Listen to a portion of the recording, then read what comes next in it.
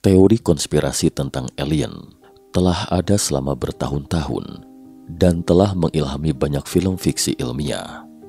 Banyak konspirasi yang dibuat murni dari imajinasi manusia, terutama mereka yang bersikap sinis terhadap pemerintah. Pemerintah sejumlah negara diduga menyimpan banyak informasi rahasia, termasuk soal alien. Hal tersebut membuat banyak pegiat teori konspirasi menyebut bahwa para politisi menyembunyikan fakta penting dari masyarakat. Selain itu, pemerintah beberapa negara juga dituding bekerja dengan alien. Meski demikian, hingga kini bukti fisik keberadaan makhluk ekstraterestrial tersebut belum dapat ditemukan. Namun sejumlah cerita yang belum terselesaikan membuat sejumlah pihak meragukan integritas politisi dan pemerintah. Identitas sebenarnya. Salam sehat sejahtera pemirsa setia Mata Ketiga. Hari ini kita akan lanjutkan pembahasan tentang makhluk cerdas di luar bumi, menyingkap asal-usul Anunnaki, episode terakhir. Langsung saja kita menuju ke topik. Elena mengatakan dengan tegas bahwa setelah ia melihat bumi, ia mulai percaya Thorhan memang benar-benar sesosok alien dan percaya bahwa ia memang diculik oleh alien ras lain. Kemudian Elena mulai bertanya beberapa hal kepada Thorhan. Bisakah Anda ceritakan mengapa Anda bisa berbahasa Perancis? Saya tidak hanya fasih berbahasa Perancis, saya juga menguasai 24 bahasa planet lain, bahkan kontak batin atau telepati, seperti yang Anda rasakan saat ini, jawab Thorhan. Pada saat itu, Elena tiba-tiba menyadari bahwa Thorhan tidak mengeluarkan suara apapun ketika dia berbicara dengannya. Sebenarnya setiap kata yang dia ucapkan langsung terngiang ke benak Elena. Dan ini juga bisa menjelaskan mengapa Thorhan sudah tahu apa yang terlintas dalam Elena ketika sedang memikirkan sesuatu dalam hatinya. Bisakah Anda mengajari saya? Tanya Elena. Elena bertanya dengan penuh semangat. Sementara Thorhan mengatakan bahwa telepati itu tidak perlu secara khusus dipelajari. Semua penduduk bumi juga bisa telepati. Misalnya ketika penduduk bumi memikirkan seseorang, orang yang dipikirkan pun kebetulan mengirim pesan untuknya. Namun bagi manusia bumi, hal ini hanya dianggap kebetulan, tapi sebenarnya itu adalah tanggapan pihak lain terhadap apa yang Anda pikirkan. Kelak saat butuh bantuan, Anda juga dapat menghubungi kami kapanpun melalui telepati, kata Thorhan. Kelak, kata Elena seakan bertanya. Maksudmu kita akan bertemu lagi? Tanyanya. Ya, saya harus membantu Anda untuk menyelesaikan misi Anda, karena Anda adalah salah satu anggota dari kami. Dan jika Anda ingin memulihkan semua ingatan Anda harus kembali lagi ke lebih dari 100 tahun silam. Saat itu Anda masih berada di planet Era. Starseed makhluk spiritual tingkat lanjut atau jiwa dari dunia lain yang inkarnasi. Lebih dari seabad silam, sebuah organisasi antar bintang bernama Federasi Galaksi tiba-tiba mengeluarkan perintah pemanggilan darurat, meminta semua anggota untuk segera ke cabang federal di ras bintang Orion untuk pertemuan darurat. Federasi Galaksi terdiri dari sekelompok ras kuno yang mencintai perdamaian dan keadilan. Alasan mengapa mereka tiba-tiba dipanggil untuk suatu pertemuan karena armada Federasi Galaksi saat itu diserang oleh kekuatan jahat di alam semesta. Ternyata saat itu, Federasi Galaksi mencermati sebuah planet bernama Bumi telah menjadi incaran banyak kekuatan jahat di alam semesta untuk dijajah karena kekayaan sumber alamnya. Saat itu, Federasi Galaksi mengirimkan armada dan bertindak sebagai mediasi guna menyelesaikan konflik tersebut. Tapi kedua kekuatan mengabaikan mediasi Federasi Galaksi dan meluncurkan perang secara langsung. Dalam pertempuran itu, armada yang dikirim Federasi Galaksi bahkan juga diledakkan. Inilah sebabnya terkait insiden ledakan Tunguska yang disebutkan dalam dokumen KGB Soviet di awal video. Saat itu, Insiden ini membuat Federasi Galaksi menyadari akan keseriusan masalah di bumi. Jika mereka berpangku tangan dan mengabaikannya, bumi mungkin akan menjadi Mars berikutnya. Jadi, atas dorongan penuh dari Federasi Galaksi, sebuah program yang disebut Starseed pun secara resmi diluncurkan. Program ini terutama menitiskan jiwa alien ke bumi dalam bentuk reinkarnasi untuk melakukan misi Federasi Galaksi dan meningkatkan teknologi, kesadaran spiritual manusia bumi agar penduduk bumi memiliki kemampuan lebih untuk mengendalikan planetnya sendiri. Sementara itu, Elena adalah salah satu Starseed yang terlibat dalam program tersebut, dan planet asalnya yang sesungguhnya adalah sebuah planet bernama Era. Planet Era atau Terra. Mungkin Anda belum tahu menau mengenai planet Era atau Terra, yang menurut beberapa saksi, termasuk Billy Meier yang pernah kontak dengan alien Nordik. Billy Meier, yang bernama lengkap Billy Edward Albert Meier, kelahiran 3 Februari 1937, adalah warga sipil Switzerland yang mengklaim dirinya sebagai perantara alien dan manusia. Berikut sepenggal informasi yang pernah didapat Billy Meier mengenai planet Era atau Terra dari para Nordik. Pleiades adalah gugusan bintang yang berjarak sekitar 415-500 tahun cahaya dari bumi, berlokasi di konstelasi Taurus. Gugusan bintang itu terdiri dari sekitar 250-500 bintang termasuk 9 bintang utamanya. Pleiades juga disebut Seven Sisters dari 7 bintang yang dapat terlihat dengan mata telanjang di malam berbintang di langit utara musim dingin.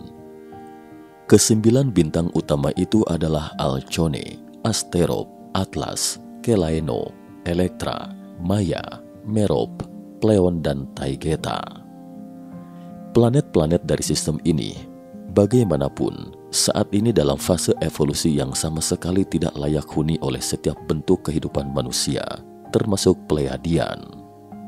Pleiadea pertama kali muncul dalam sebuah pernyataan yang diberikan oleh kontakte Billy Meier, seorang warga negara Swiss yang mengklaim bahwa mereka mengunjunginya beberapa kali, mulai tahun 1940-an. Menurut laporan Meyers, bangsa Pleiadea, diejah Pleijaran, berasal dari planet Era atau Terra dan memiliki bentuk fisik luar mirip dengan manusia. Meier mengatakan bahwa dia dihubungi secara langsung atau melalui telepati oleh Chris Taylor. Selama tahun 1970-an, Meier menghasilkan sejumlah foto yang ia klaim sebagai pesawat Pleiadian, serta sketsa yang katanya berasal dari bangsa Pleiadea sendiri. Bangsa Pleiadea dikatakan menyukai aktivitas spiritual dan berhubungan dengan alam, dan mereka menjadi komponen dari gerakan New Age tahun 1970-an. Mereka digambarkan sebagai ras yang cinta damai. Dikatakan bahwa mereka membawa peringatan bahwa umat manusia menuju kehancuran diri dan menawarkan filosofi alternatif untuk menghindari kemungkinan kehancuran. Kaum Pleiadia menggunakan kendaraan angkasa luar yang disebut beamship. Mereka memiliki ukuran yang berbeda untuk penggunaan yang berbeda. Beamship dapat melakukan perjalanan miliaran mil dalam sepersekian detik lewat dimensi hyperspace. Karena kemampuan ini, perjalanan dari Era ke bumi hanya memakan waktu dalam hitungan jam. Planet Era disebut sistem bintang Asa Ara, Taygeta. Ia adalah matahari di galaksi kita. Kita hidup di planet kedua di sebelah Asa Ara. Ini adalah galaksi yang sangat tandus, artinya tidak memiliki sumber mineral langka, sehingga dengan demikian sangat aman, karena setiap galaksi yang mengandung sumber daya mineral di alam semesta akan menjadi medan perang, sama seperti Terra. Terra di sini mengacu pada bumi baru, sementara bumi lama adalah Tara. Pada saat itu, di planet Terra sudah muncul kehidupan dan banyak kawanan kera. Kemudian salah satu ras alien ketika itu mulai memodifikasi genetik pada kera, lalu muncullah manusia primitif pertama.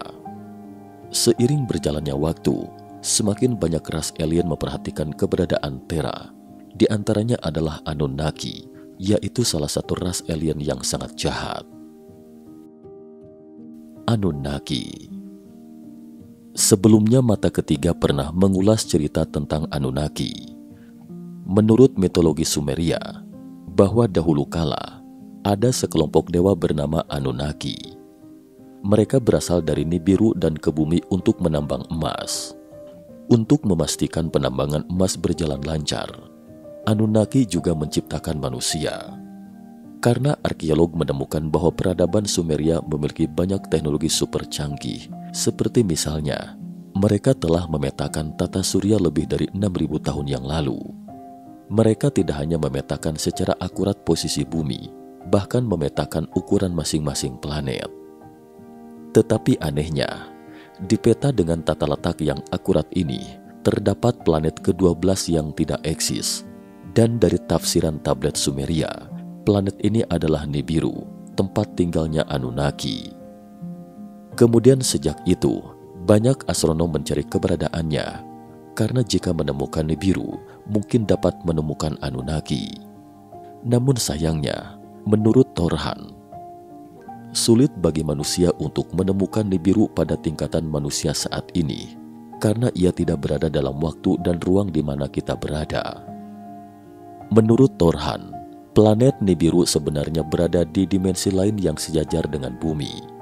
Setiap sekitar 4.000 tahun bumi, pintu masuk dua dunia paralel akan sangat dekat. Pada saat demikian, Anunnaki akan ke bumi melalui latitude atau garis lintang Orion. Anunnaki tiba di bumi sekitar 450.000 tahun yang lalu.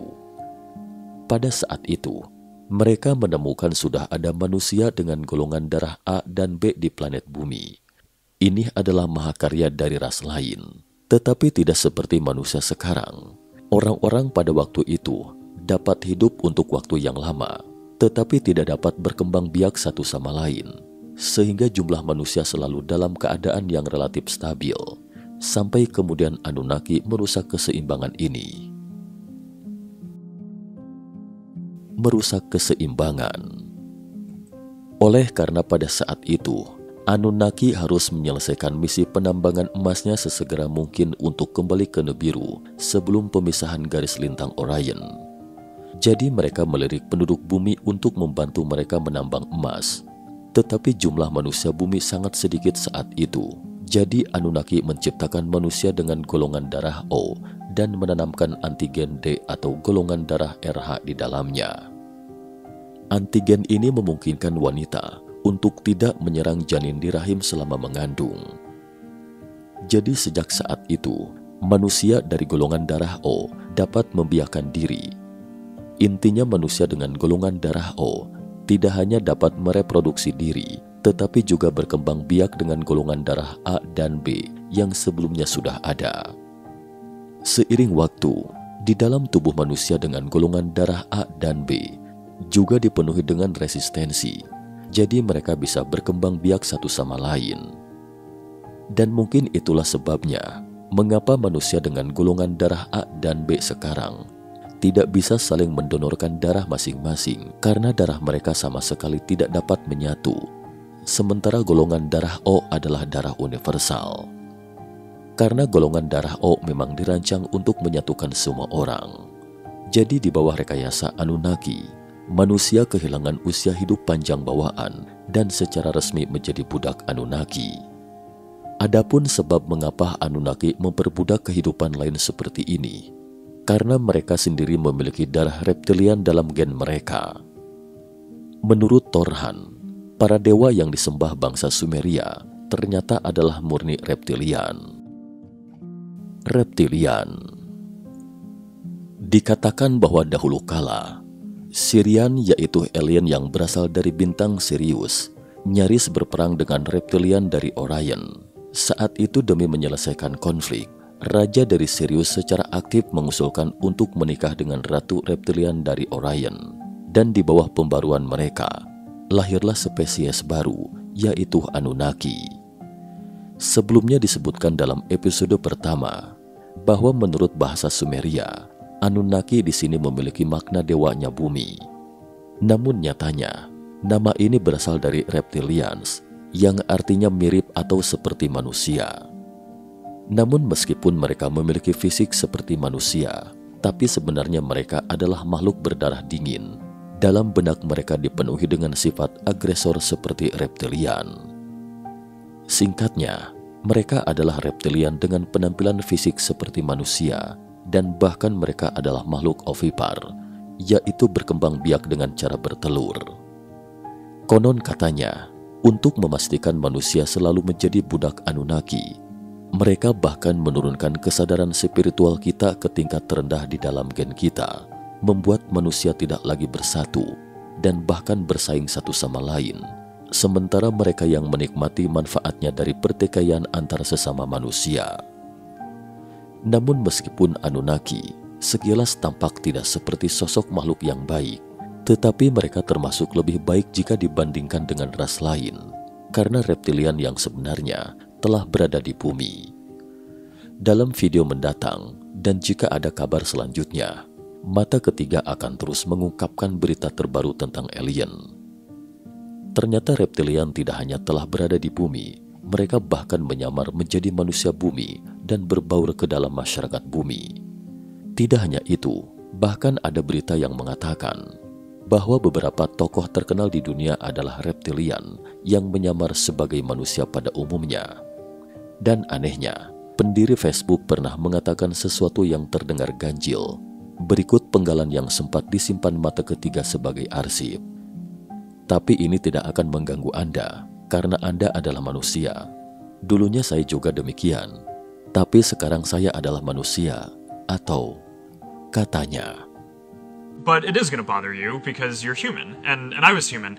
I am human, still. Mungkinkah dia benar-benar bukan manusia dalam arti sebenarnya? Atau mungkin pertanyaan yang harus kita tanyakan adalah, siapa saja tokoh yang masih merupakan manusia bumi? Karena menurut Torhan, setidaknya ada 100 ras alien di planet ini. Terkait ini, Mata Ketiga akan mengupas tuntas jika ada kabar terbaru. Sekian dan terima kasih atas perhatiannya.